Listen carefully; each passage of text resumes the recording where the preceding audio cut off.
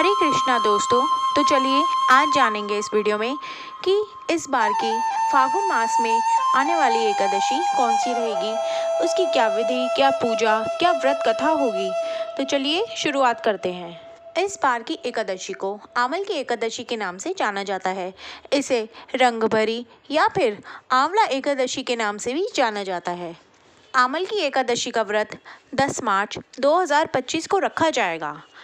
इस दिन पर काशी में भगवान भोलेनाथ और माता पार्वती की भी पूजा की जाती है।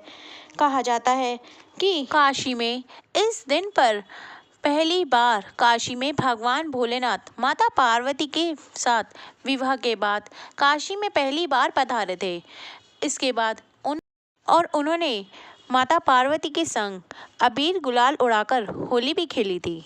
मान्यता है कि इसी दिन पे भगवान शिव की नगरी काशी में अबीर गुलाल उड़ाकर इस रंग भरी एकादशी को मनाया जाता है। आज के दिन भगवान श्री हरि विष्णु का व्रत रखकर आंवले के पेड़ की पूजा भी करनी चाहिए। ऐसा करने से व्यक्ति को सुख समृद्धि की प्राप्ति होती है।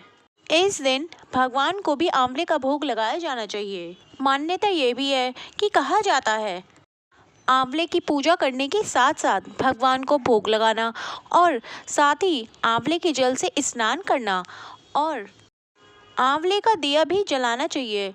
इससे स्वास्थ्य उत्तम बना रहता है और साथ ही साथ सुख सौभाग्य में बढ़ोतरी होती है।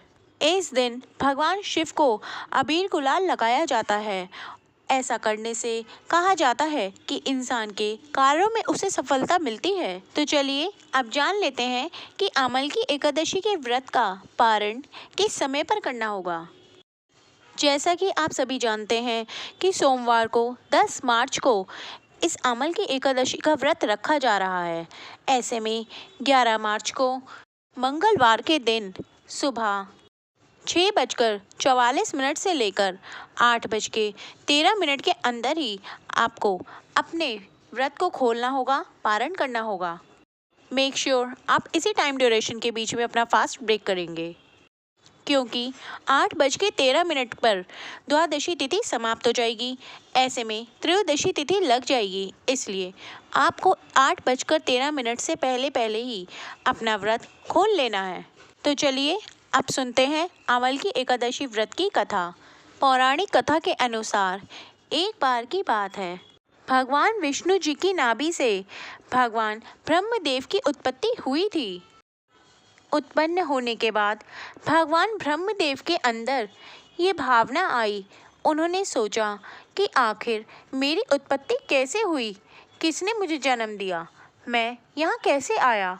इतना सोचने के बाद ही वह तपस्या के लिए चल दिए और एक जगह जाकर पर ब्रह्म की वह तपस्या करने लगे। उनकी तपस्या से प्रसन्न होकर भगवान विष्णु ने उन्हें दर्शन दिए और उन्हें सब कुछ बताया। उनके दर्शन पाकर भगवान ब्रह्मदेव के आंसू गिरने लगे। जैसे ही उनके आंसुओं की वर्षा भगवान श्री हरि नारायण के चरणों पर होने लगी, उसी समय कहते हैं कि उनके आंसुओं से ही आंवले की उत्पत्ति हुई, आंवले के वृक्ष की उत्पत्ति हुई।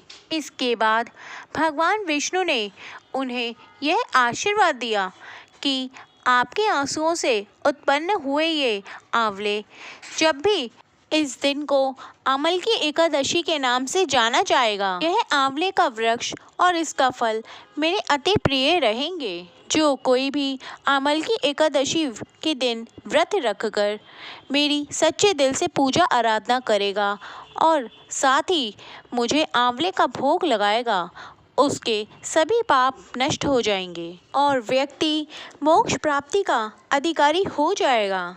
इस दिन के बाद से ही आमल की एकादशी के दिन भगवान श्री हरि विष्णु के साथ साथ आंवले के पेड़ की भी पूजा करी जाती है। आंवले का दिया जलाया जाता है और साथ ही उनको भोग भी लगाया जाता है।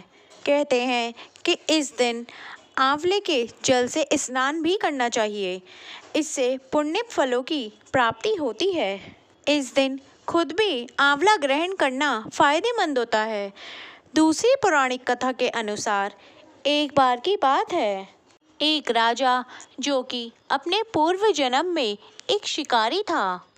एक बार अमल की एकादशी के दिन जब सभी लोग भगवान विष्णु का पूजन और गायन कर रहे थे मंदिर में, तब वह शिकारी मंदिर के बाहर चोरी करने के उद्देश्य से छुपकर बैठ गया था। मंदिर में पूजा अर्चना होते देखते हुए वह लोगों के जाने का इंतजार कर रहा था।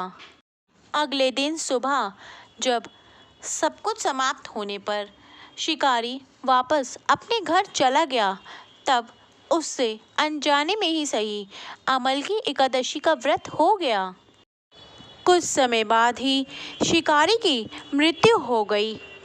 इस एकादशी के प्रभाव से उस शिकारी का जन्म एक राजघराने में हुआ। इस दिन के महत्व को बताते हुए भगवान श्री कृष्ण ने गीता में कहा है कि मैं वृक्षों में पीपल और तिथियों में एकादशी हूँ। इस दिन की विशेषता को बताते हुए भगवान श्री कृष्ण कहते हैं कि जो कोई भी व्यक्ति स्वर्ग और मोक्ष की कामना करता है, वह इस दिन पर व्रत रखकर मोक्ष और स्वर्ग की प्राप्ति कर सकता है। तो दोस्तों, आज की आपको ये कथा कैसी लगी, नीचे कमेंट बॉक्स में लिख के ज़रूर बताइएगा। धन्यवाद। जय श्री हरि विष्णु।